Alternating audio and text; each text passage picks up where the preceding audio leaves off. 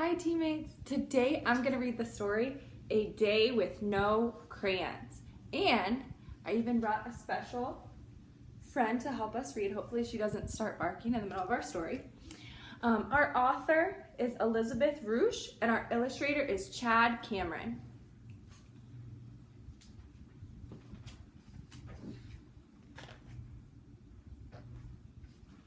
Liza loved her crayons. She treasured turquoise, adored apricot, and flipped over fuchsia. In fact, coloring made her feel tickle-me-pink.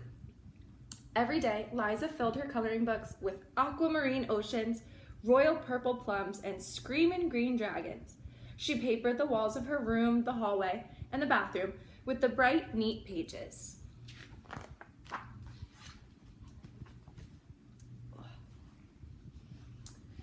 Then one day, Liza ran out of paper. Her coloring books were all full, and there wasn't a single sheet of paper left. Liza paced her room, unsure of what to do, until she discovered, right in front of her, one blank wall. "What on earth are you doing?" her mother cried. "Coloring," said Liza. "Coloring your walls?" her mother exclaimed. She snatched up Liza's crayon bucket. "No more crayons for you today." "No crayons?" Liza cried. "A whole day with no crayons?" Liza shuffled to the bathroom, feeling blue, midnight blue in fact. "A day with no crayons?" she grumbled. She gripped the toothpaste crossly, squirting a blue-green streak across the sink. "Now look at the mess I made," she said, smearing it toward the drain. Later, Liza trudged to the park and smacked her foot in a puddle.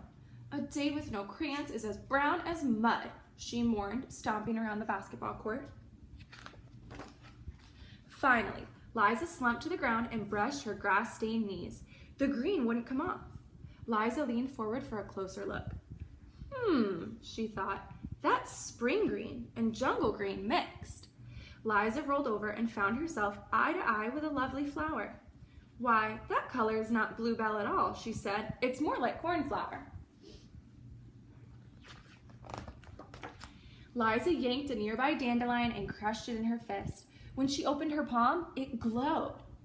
"And this isn't dandelion yellow," she laughed. "It's more like laser lemon." Liza jumped up. "It's even lovelier than laser lemon." Liza mashed dazzling yellow dandelions onto her cuffs. Then she squashed deep purple blackberries onto her pockets and rubbed brilliant orange tiger lilies down both legs.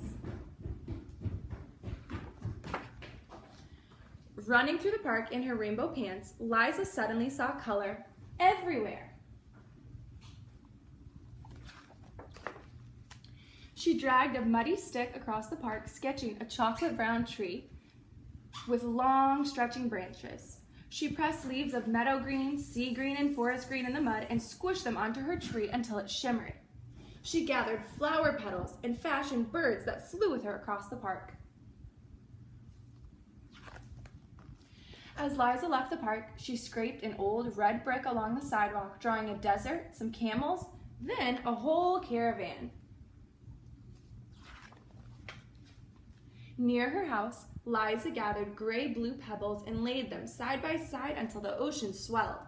Up the front porch steps, Liza scattered dandelions and rhododendron petals until a sunset glowed.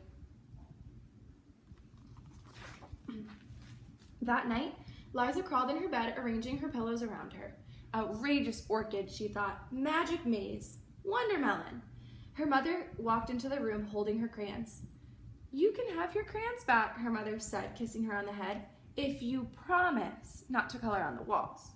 Liza eyed the crayons her mother held out to her. She smoothed the blankets on her bed and considered the coloring books spread out on the floor around her. She said, "I think I can go one more day with no crayons."